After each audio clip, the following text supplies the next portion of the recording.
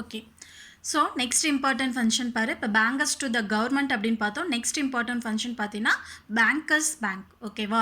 So எல்லா commercial பேங்க்குக்கும் important financial ரிலேட்டடாக லோன் பேங்க் ப்ரொவைட் பண்ணுறது, டெபாசிட் அக்செப்ட் பண்ணிக்கிறது, okay, and rediscount of the bills of banks அதை ப்ரொவைட் பண்ணுறது. So on behalf of all banks இந்த ஃபங்க்ஷனை யார் பண்ணுறாங்க அப்படின்னு பார்த்தீங்கன்னா RBI only do. ஓகேவா? பாரு, RBI is the bank of all banks in India as it provides loans to banks, accept of the deposits of banks and rediscount the bills of bank. ஓகேவா?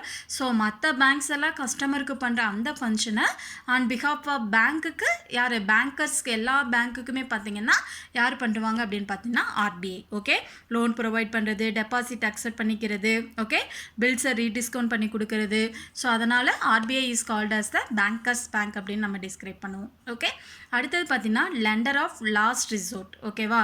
So last ரிசோர்ட்னா எந்த சுச்சுவேஷன்லையும், okay பாரு, the banks can borrow from the RBI by keeping eligible securities as the collateral at the time of need of or crisis when there is no other source. Okay, so மற்ற banks கிட்டேயோ otherwise government கிட்டேயோ எந்த source ஃபினான்ஷியலாக எந்த சோர்ஸுமே இல்லாத ஒரு சுச்சுவேஷனில், okay, so அந்த சுச்சுவேஷனில், so அந்த மாதிரி சுச்சுவேஷனில் RBI என்ன பண்ணுவாங்க, அவங்களுக்கு வந்து செக்யூரிட்டிஸ்க்கு, okay, so at the time the keeping eligible securities, அந்த செக்யூரிட்டிஸை ஈடா, கொலட்ரல்னா என்னடா ஈடாக வச்சுக்கிட்டு, சரியா?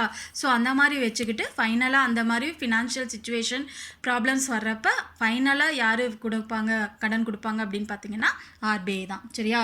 ஸோ அதனால தான் என்னென்னு சொல்கிறாங்க, lender of last resort. Okay, so commercial பேங்க்குக்கு ஃபினான்ஷியலாக மெனி ப்ராப்ளம்ஸ், ஓகே, ஸோ இதுக்கு மேலே அந்த ப்ராப்ளத்தை அவங்களால சால்வே பண்ண முடியாத சுச்சுவேஷனில் ஃபைனலாக அது யார்கிட்ட தான் போகும், RBI கிட்ட தான் போகும், சரியா? ஸோ அப்போ RBI என்ன பண்ணுவாங்க, அவங்களுக்கு கொலேட்ரல் என்னது, collateral at the time of need or crisis, அந்த டைமில் செக்யூரிட்டிஸ் அடமானமாக வச்சு அவங்க என்ன பண்ணிக்கலாம், RBI கிட்ட இருந்து கடன் வாங்கிக்கலாம், சரியா? அடுத்தது பார்த்தீங்கன்னா act as clearing house. Okay, so இது பாரு, for settlement of banking transaction act RBI manages 14 clearing houses. Okay, so எவ்வளோ கிளியரிங் ஹவுசஸ் வச்சுருக்காங்கடா, 14. ஓகே, ஸோ இதோட மெயின் ஃபங்க்ஷன் என்ன அப்படின்னு பார்த்தீங்கன்னா it facilitates the exchange of instrument and processing of payment instruction. Okay, so exchange instruments அதில் ஏதாவது இப்போ என்னது மணியவோ இல்லை குட்ஸையோ அந்த மாதிரி எக்ஸ்சேஞ்ச் இன்ஸ்ட்ரக்ஷனில் ஏதாவது ப்ராப்ளம்ஸ் வந்தால் அதை சால்வ் பண்ணுறது. Okay, and then payment instruction, process of payment instruction. ஓகேவா?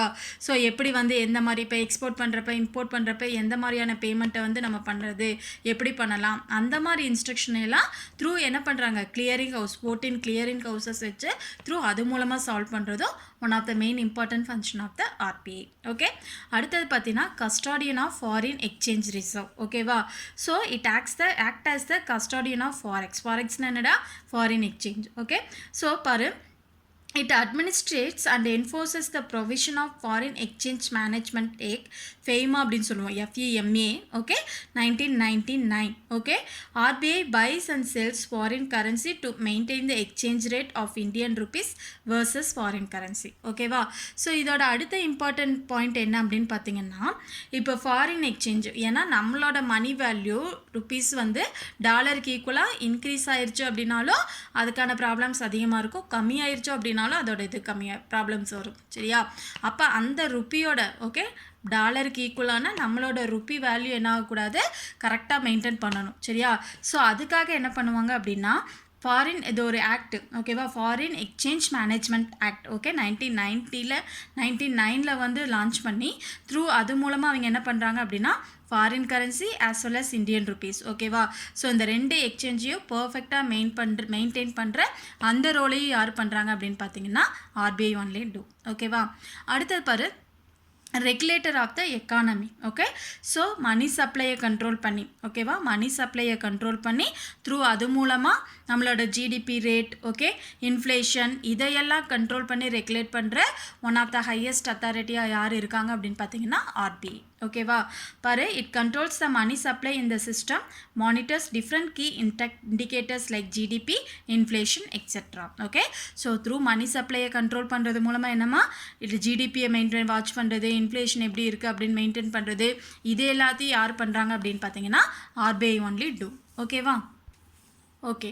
ஸோ நெக்ஸ்ட் இம்பார்ட்டன்ட் ஃபங்க்ஷன் பாருங்கடா, மேனேஜிங் கவர்மெண்ட் செக்யூரிட்டிஸ். ஓகே, பாரு, RBI administers investment in institution when they invest specified minimum proportion of their total assets or liabilities in government securities. Okay, so இது எந்த மாதிரி government securities manage பண்ணுது அப்படின்னா, கவர்மெண்ட்டோட செக்யூரிட்டிஸை, ஓகேவா, so கவர்மெண்ட்டோட செக்யூரிட்டிஸை டோட்டல் ஒரு 3/4 ஆஃப் த அசட்டாக வச்சுருக்கிற இன்ஸ்டியூஷனை, ஓகே, நல்லா நோட் பண்ணு, கவர்மெண்ட் செக்யூரிட்டிஸை அதிகமாக அசட்டாவோ அதர்வைஸ் லைபிலிட்டிஸாவோ வச்சுருக்கிற இன்ஸ்டியூஷனை அடிக்கடி என்ன பண்ணுது, மேனேஜ் பண்ணி கண்ட்ரோல் பண்ணி மேனேஜ் பண்ணுறது பார்த்தீங்கன்னா one of the important function of the RBI. சரியா, அடுத்தது பாரு, regulators and supervisor of payment and settlement system. ஓகேவா, பாரு, the payment and settlement system act of 2007 PSS அப்படின்னு சொல்லுவோம். அந்த ஆக்ட் பேர் என்னடா, பிஎஸ்எஸ். ஓகேவா, ஸோ அதோட ஃபுல் நேம் என்ன, பேமெண்ட் அண்ட் செட்டில்மெண்ட் ஆக்ட் 2007 இதை லான்ச் பண்ணாங்க.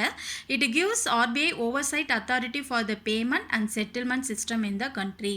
So RBI focuses on the development and functioning of safe, secure and efficient payment and settlement mechanism. Okay, so இதோட அடுத்து இந்த இம்பார்ட்டன்ட் ஃபங்க்ஷன் என்ன அப்படின்னு பார்த்தீங்கன்னா, ஸோ பேமெண்ட்டில், ஓகேவா, ஸோ பேமெண்ட்டாக இருக்கலாம், அதர்வைஸ் அதை பர்ஃபெக்டாக எஃபிஷியண்ட்டாக சூப்பர்வைஸ் பண்ணுறதா இருக்கலாம்.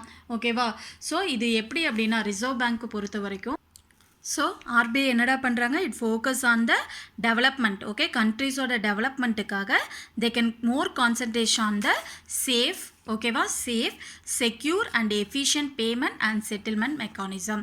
ஸோ இதில் அவங்களோட ஃபுல் கான்சன்ட்ரேஷன் போட்டு, ஓகேவா, சேஃபான அட் த சேம் டைம் செக்யூரான பாதுகாப்பான and efficient payment settlement system இதை ஃபாலோ பண்ணி அது மூலமாக கண்ட்ரீஸோட டெவலப்மெண்ட்டுக்கு வெரி இம்பார்ட்டன்ட் ஒரு வேவாக இருக்கிறது அப்படி என்னன்னு பார்த்தீங்கன்னா கண்டிப்பாக சென்ட்ரல் பேங்க் தான். ஓகேவா, this is the other important function of the central bank. Okay.